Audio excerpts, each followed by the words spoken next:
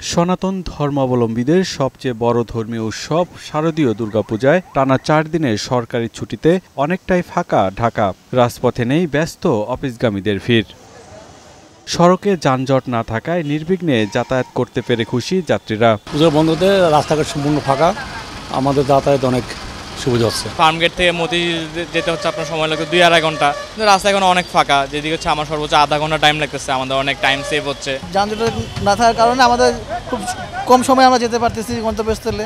এরকম যদি সব সময় থাকতো তাহলে মনে আমাদের জনজীবনটা আরো বেশি উৎফুল্ল আমরা উপভোগ করতাম। চালকরা বলছেন যাত্রী না থাকায় গাড়ির তেলের দাম ওঠা দায়। যে 4 দিন 5 দিন যদি একটানা ছুটি থাকে তাহলে মানুষ থাকবে কি করে ঢাকা?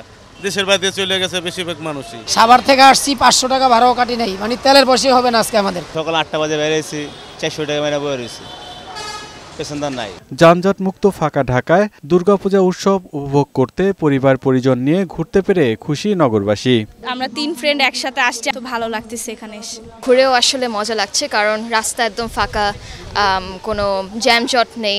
টাইমগুলো ওইভাবে ওয়েস্ট হচ্ছে না, ঘোরাঘুরি করতে পারছি ভালো করে।